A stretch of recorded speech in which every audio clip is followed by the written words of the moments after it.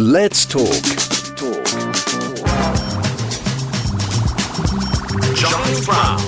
The Wealth Habit, Small Changes That Will Make You Rich is a fascinating new book. It's by the Sunday Times best-selling authors Ken and Mary Okoroafor. And I'm delighted to know if you are feeling somewhat light of wallet this morning, then the next interview will hopefully steer you in the right path on this Monday morning. Good morning to you both. Hey, good morning. So, where are you? Where are you? Are you on a yacht overlooking Monaco? Are you, penthouse apartment in Miami? Where do we find you this morning, the pair of you? No, we're at home. We're at home in the UK. We are in our office, in our home office. So, yeah, we're very excited to be here. Now, explain a little bit about then because there are lots of people trying to, my Monday morning inbox always has change your life, get a life coach, sort yourself out, your basic Monday morning sort of financial stroke life advice. So what was it that made you decide to write The Wealth Habit, and what gives you a particular insight into how little changes can make all of the difference? So I think for us, we wanted to show that, wealth is available. Anyone can achieve wealth. It's not just reserved for the privileged few, but it's also for people like us, ordinary people who have made a decision to commit to making small changes consistently over time to create the wealth, the life that they want for themselves. So we come from humble beginnings ourselves. Ken, first generation immigrant from Nigeria. I was born to immigrant parents. I grew up in Hackney, East London, in a council estate. And we decided that we wanted a different life for us financially. And because we committed to that and we were intentional, we were still able to, starting from zero, achieve financial independence in our early 30s. And we want to show people, if we can do it, you can do it too. Yeah, and in addition to that, we did certain things like we paid off our mortgage in 7 years instead of the traditional 25 or 35 years. And by investing our money consistently, we began in 2010, so a couple of years after the global financial crisis. And we worked on creating a very simple lifestyle. A lot of our generation, the millennial generation, are really bought into the consumerist messaging and mindset. Whereas our approach has always been to live significantly below our means and, rely on the power of compounding over time, whether that's in behavior, whether that's in money, but to let the money do the work for us rather than us working every day, every hour of the day for money, basically. Because this is the thing, because, I'm a little bit older than you guys, unfortunately. And, I didn't grow up in a time, I grew up with, we would get pocket money allowances from our parents and stuff like that. And, and it was, and if you spent your pocket money by Saturday afternoon on Cresta or something like that, or a Matchbox car, that was you done for the week. There was no going into an overdraft situation, and credit cards were a thing that I remember the Diners card, American Express that my dad had, and those seemed incredibly exotic, but those were taken out on special occasions, and something happened in the 80s, I think, that everybody went a bit kind of mad, and racking up credit became acceptable in a way that our parents and our grandparents perhaps wouldn't have been, and it seemed to be okay to live in credit. Yeah, so debt has become normalized. So it's something that your neighbors have, it's something that your friends have or your siblings have, and in some ways, because we live in debt-based economies, I'm sure that would be the same in Spain, in the UK, across Europe, across various parts of the Western world. A lot of the people's lives are sponsored by debt. But, there are other parts of the world where that isn't the case, where people actually live on what they earn. They don't spend the money before they've made it. They don't borrow from the future to live for today. So what we really wanted to do was begin to shift that particular thinking and ask ourselves the harder questions, which is, what would life look like if we didn't live in debt every single day? How much freedom would we experience? How would that shift how would that improve our families' lives? How would that improve our well-being? Because a lot of us we're in crippling stress and worry all the time because we have so many people, we're paying back money every day. Every month, someone's chasing us for money to be paid back in some form of debt. But we wanted to show that actually we didn't start with money. We didn't start with a big inheritance or any inheritance. We didn't begin with a silver spoon or anything like that. But yet we've created a debt-free life. And we're living in the same areas, same places that other people are living. And there isn't anything particularly special about us. We just bought into the idea that simple living can help you over time to create a particular life. And if you create the right mindset shifts, the right habits and behaviors, and if you systemize your money, it can then help you to create the life that you want. And when we say simple living, because Ken did say try to practice living significantly below your means, some people might hear that and be like, oh, that just sounds so boring, like YOLO, you only live once. And, we're not saying that you should not have fun in your life. Mm-hmm. There are so many ways that you can actually create joy without it having to be expensive. Simple things like enjoying nature, going for walks, spending time with family and friends, playing Ludo or board games or whatever, but in a different environment. There's so many different ways that you can actually bring joy into your life, which means that you're not having to, you can still practice a bit of delayed gratification, whether that's your holiday that you've booked a year in advance and you've got something that you're looking forward to. Mm-hmm. But there are ways that we can actually live without living. Yeah, because that was and listeners, you can't see, but I can assure you that Ken and Mary are not sitting there dressed in sack. They're very stylishly dressed. Okay, so they're not sitting there, sharing a cup of tea between themselves. It looks like a beautiful place you've got there. But it's interesting because we are so sold to, because we are so marketed that if we want to be happy, we need the next big shiny thing. And you're never going to get there. There's always going to be somebody with a bigger shiny thing than you, or the latest. You have children, so you must get they've got the latest video game upgrade or thing or surround system. I remember a black and white TV. Yeah, so you're nodding sagely there. Yeah. But I suppose it is about sort of setting. I know this is, and I'm not going to get all deep and meaningless on a Monday with you guys, but it's about finding out what really is important. And, and you've got kids, and people say, well, I could have had a good life, but I've got children, so therefore it's going to cost us all the money. So you're nodding even more sagely. Off you go. Yeah, there's so much to say there, actually, because it's worth mentioning that Mary and I, so we're in our early 40s now, right? And we also have 2 children. So we have a 13-year-old son and an 11-year-old son. So we've been raising children whilst doing what we've been doing. Yeah. Again, another thing that a lot of people, I guess, we see as a counter argument, which is like, oh, actually, no, I can't do it because I have children. But the point I wanted to dial in on is this thing you were saying earlier about, just like lifestyle and that sort of thing.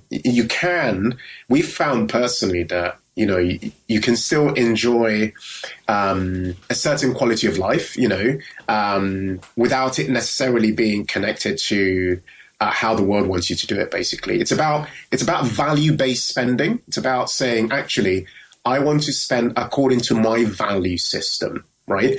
And question that value system, because a lot of the values that we hold dear are ones that we've embraced from social media, or we've embraced because we saw our neighbor with a particular car, or we saw our neighbor's children go to a particular type of school, or or it could even be our family people, it could be a cultural thing. But a big thing we've done on our journey is to question our default assumptions. Why is it we do things in a particular way? Why is it we assume we must get the next upgrade? Like your phone might be a year old, but then you're like, actually, I need to get the next iPhone. I don't know what number they're on now, 16 or something. Why do we do that? Why do we not just stick with the same things we have, good quality things, repair them where we have to, and not subscribe to that upgrade culture every single time? Because every time we're doing that, it's costing us a piece of our life's energy. Think about it. Every time we do that, we're burdening ourselves even more so. And that means we're taking from the future in some capacity, because it means we're working for longer. Look at, we might be living for longer on average, but we're also working for longer because we can't really afford the type of future we want. When in actual fact, if we questioned our choices, because in the book we define wealth, and I'll give you our definition. We say wealth is a non-linear journey of peace, progress, and purpose guided by daily choices, not society's checklist. And that piece there, Giles, is so important because society has all kinds of checklists. They're like, oh, have you done this? Or you should be doing that. You should be doing this. When in actual fact, we should go, actually, no. I'm going to pause now and ask myself, what do I really want? And how does it differ to what society wants me to want, right? Yeah. And that gap between those two things is where the life that one wants might actually exist. And it requires a lot of self-awareness, being reflective and introspective and asking yourself those questions. But a lot of times we don't do that.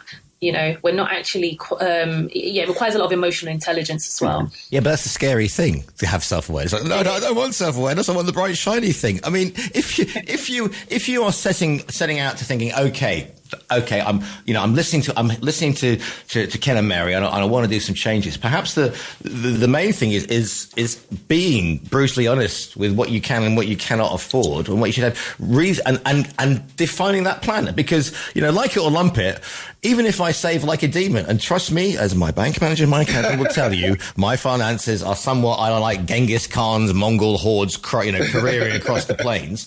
But I'm not going to say, okay, so I want to have a Kensington, penthouse in 6 months. That's not going to happen. So how important is it to look around, prioritize what you got, and then go, what is reasonable? Because unless you're, putting it all on Black 32 at the end on the casino, you ain't going to go very far, are you? Right. So there's a big idea in this book, which is that wealth is not built on big leaps. It is built in layers. And this is a really important idea because a lot of society expects that it's when we have that big promotion that we will be successful, or it's when we have won the lottery that we'll become successful, or it's when we've inherited lots of money that we'll become successful. When in actual fact, the idea behind this book is about small changes. And this is something that's accessible to everybody, no matter your income level, no matter your background, no matter where you started. And small changes are important because small changes compound. Mm-hmm. And there are things you can do today, so you're not having to say, well, actually, I want to just become a millionaire next week, or I want to. No. It's about actually, hang on, what small changes can we make today in our lives? Can you put away 50 euros a month that you're investing, or, $100 or, £100 or whatever it is that you're putting away somewhere and you're investing maybe in a global index fund or exchange traded fund? Are you making small changes in your lifestyle such that, previously you might be spending, say, maybe 3 takeaways a week or a month or whatever. But you're actually, do you know what? I'm going to cut down from, 3 takeaways a month. Do you know what? I think I'll maybe make some healthy meals. I'll go and buy some stuff, and I'll maybe have 1 or 2 takeaways a month. So you're still getting that sense of, I'm still enjoying I'm getting that flexibility in ordering food, but you're being more meaningful. You're dialing into your values for wanting maybe healthy living or whatever. And as a result, you're seeing that small change, because that compounds every week. You're seeing that small change then feed into your finances and so on. I mean, do you have to become then this sort of, you mentioned sort of strange words to me like global index funds and, stock markets and things like that. Do you have to become something? Because again, we live in I'm based in Marbella, where there are quite a few people who've got some money around, and it's Marbella, it's Marbella, Dubai, the Maldives, or something like that, and they're all our trade. All my mates are trading on crypto and going, I made 4,000 last week, and you think, but is that not just the quick hit? That's the dopamine hit. But how much did they lose, Giles? Yeah, they don't tell you. Well, they're my friends, so obviously they lost a lot. Of course, Yeah, but this is a social media picture. We see one picture of society, which is, here are my highlight reels. Here's how much I've made. Here's my nice car. Here's my nice holiday. Here's my nice life. But what has it cost you to get there? How has it affected your health? How has it affected your relationships? What have you lost to get to where you think you are just now? So those aspects, I think, are very important. Again, that speaks to that whole value-based living, because you can't have 4K on crypto without losing a load of money along the way. And we have to tell a fuller picture. Yeah. Yeah, crypto is one of those what we call speculative investments, and it's based a lot on hype as well. So if people did want to, we always say to only invest a very small percentage into crypto and a percentage that you are willing to lose. So if you lost it, it's not the end of the world. Mm-hmm. And if it is the end of the world for you, then you probably shouldn't invest in your money into crypto, but safer investments like what Ken mentioned. Yeah. Like globally diversified index funds or ETFs. It's more passive investing. The idea is that you invest small amounts consistently, and over time, it will compound and gain an interest. I want to just add as well, Giles. So in one of the chapters in the book called Effortless Investing Habit, we shared something that can help anyone, so whether they're in Spain or the UK or wherever in the world, to help them invest in a way that's effortless and sustainable. And the reason I mention this is a lot of society is built on trying to get rich quick, right? This book doesn't teach you to get rich quick. This book focuses on getting rich inevitably. And the way you do it is to create a system, right? And the system we teach in the book is, in this particular chapter, is think of your wealth building like a tank, right? And that tank is split into 3 areas. So if you had to fill that tank up, by that I mean investing your money, where should you put your money exactly? Mm-hmm. So in the book we say 80 to 90% of your money could go to what we call your core index fund. So that means you're investing in a global way, and you can do this from your phone, from anywhere in the world, such that your money is spread across the world. And it's not just sitting in one economy, is not affected by just your local area. And that way you own the world effectively with 80%, 90% of your money. And it will cost you a very small amount, maybe like 0.2% of the amount you invest per year, which is quite a small amount, right? Now, 80 to 90%. Now, we then say 5 to 15% should be a thematic investment. Thematic investment basically means that you are taking a particular view. You might say, do you know what? My value system says I support sustainability. Your value system might be, I want to invest in gold. Your value system might be, I want to follow what's happening with AI, but you're following a theme, right? And notice, I'm not saying put everything into it. I'm saying only 5 to 15%. And then the remaining 0 to 5%, you're then putting into opportunities. So it might be like something happens. Imagine like when the tariffs, I don't know if you remember, back in when we had the tariff situation, maybe like a year ago or whatever, the global stock markets fell, right? They just fell, everywhere fell, and people were panicking. But at the same time, it presented an opportunity for the right people. So 0 to 5% in that scenario will be an opportunity because global markets recover, and they have, right? So someone who invested then would have seen a significant uplift in their investment. But notice what I've just outlined, Giles, is a system. You're not betting the house on crypto here. You are spreading your money, in a way that means that you are guaranteeing that in the future your money is diversified and it will work for you without you needing to work for it, and without you stressing as well. One of my clever friends, and this is the thing, because and I'm going to get shut down for stereotypes here, but guys, we like to pretend that we're Gordon Gekko in Wall Street and we're masters of the universe and we're making these big calls and buy and sell and the whole thing. My best mate, Nina, very famously in the 90s, she bought a little flat in a place called Brockwell Park in London, right? And it was like an area nobody wanted to be in, the whole thing. Fast forward 30 years, she moved to Peckham. Nobody wanted to be in Peckham at the time. And now she sold that for an awful lot of money. And now she's got this beautiful house in Dorking. She's moved out of London. She's happy, great family, the whole thing. Because she is female and she has got a family and she knows the important bits, and whereas her husband, morning Phil, might have thought he could do this, that and the other, she was like, we're doing this is the plan, we're putting the money, because they're good East Enders, we're putting the money in bricks and mortar. If you can get into property, but also the real the leaders, the matriarchs are the one who's got this sussed. Sorry, Ken, but over to Mary. I mean, when you say that women are better at running this because the guys will go, yeah, but there's a bright, shiny thing over there. That's such a good question. And it's funny because there is a big gap, a wealth gap actually already, as we know. And women are not investing enough. But something magical happens when women do invest. Actually, they are the better investors long term because they really consider their investments first. They really do their research, their due diligence. They're less likely to be influenced by, I guess, the hype and, all of the talk about, trading and all of that. I'd say that they're slightly more risk averse, but then it plays into our advantage that we are, more careful investors over time. But there's still more work to be done in terms of women building their confidence, because for a lot of women, for them to cross that line between, oh, I'm a wealth builder, I'm an investor, it requires a mindset shift. But when they do it, they do well. So it's very important for partners, men, listen to your wives, listen to your partners. They have great ideas. In all things, gentlemen, in all things, let's just put in all things, actually. Yes. In all things, actually, I think, and we always are right. So, yeah.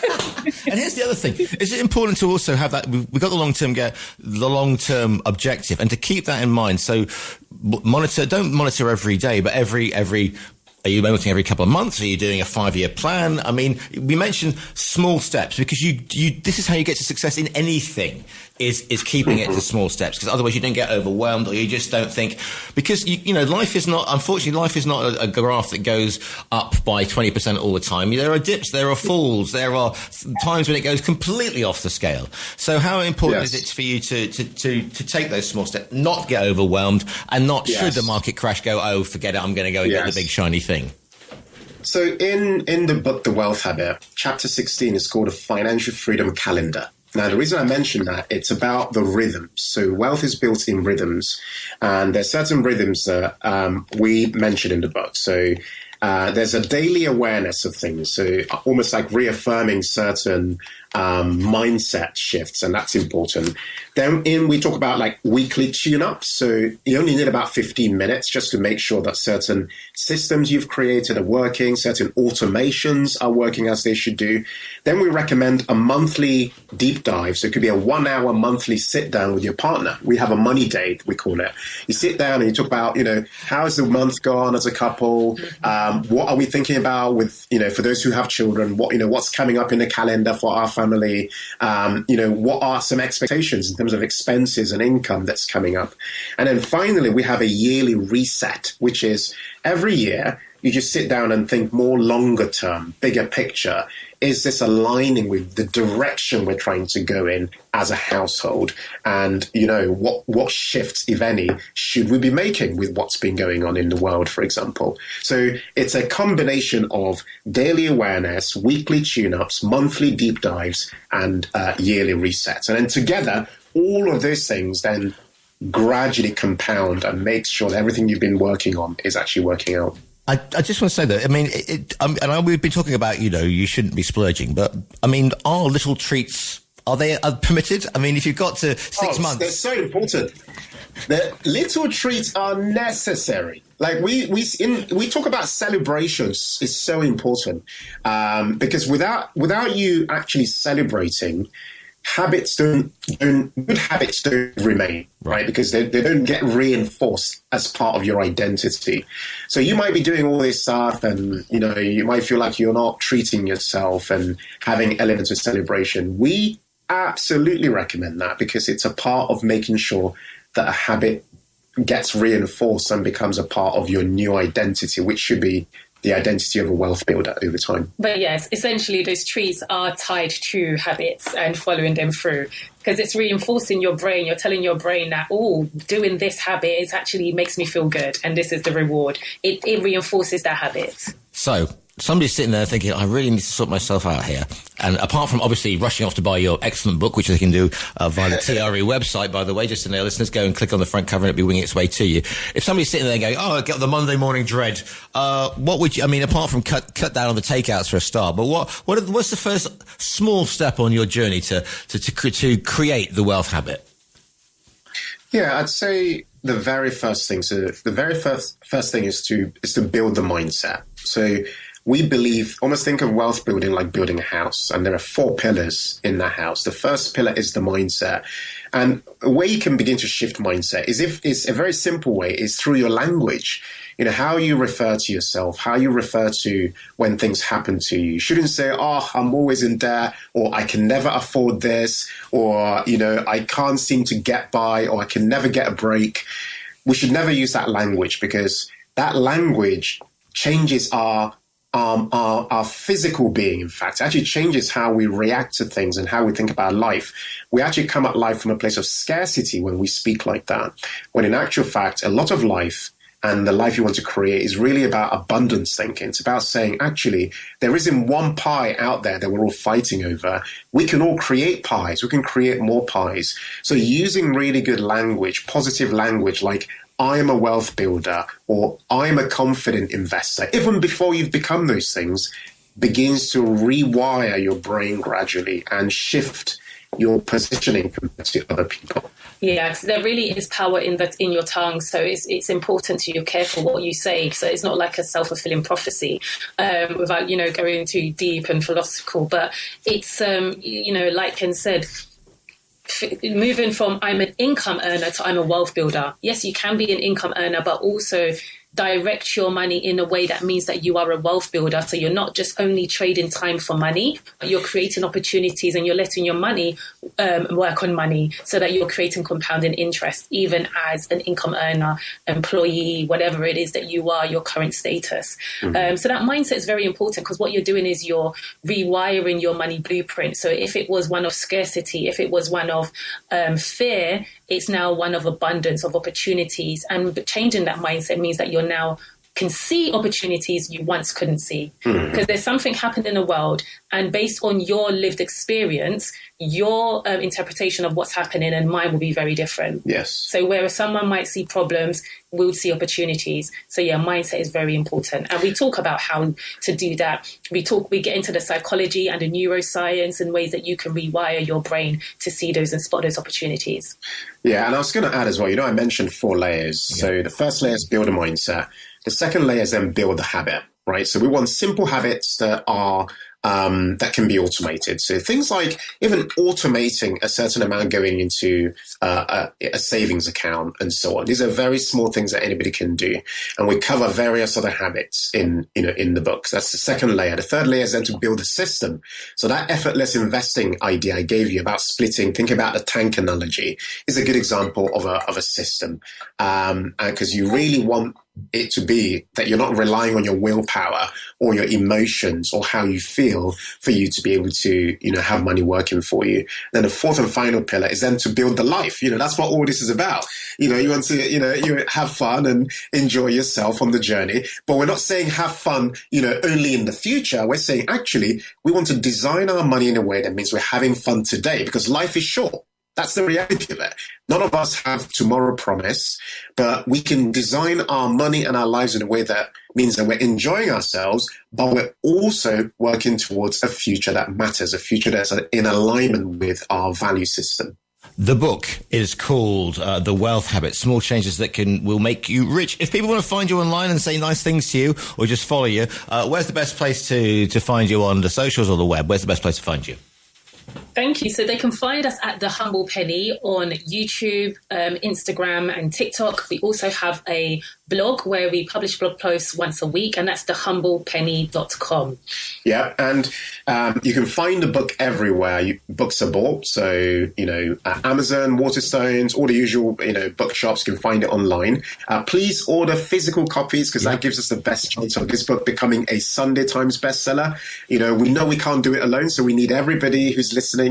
If you can buy one and gift one to somebody else, it will matter so much. Oh, and I should say this book is already being translated into complex Chinese and Italian already. And we're hoping, if we have more book sales in Europe and in other parts of the world, we'll get more translations, maybe to Spanish, Portuguese, and so on. So those discussions are in progress. But, without the book orders, we wouldn't really have that support. So it will mean a lot to us if people would pre-order the book. And it comes out, by the way, on the 19th of March. So only in 3 days. Right. So but people can pre-order right now. Get your order in now, basically. Listen, it's been an eye-opener to speak to you. It's been really good fun as well.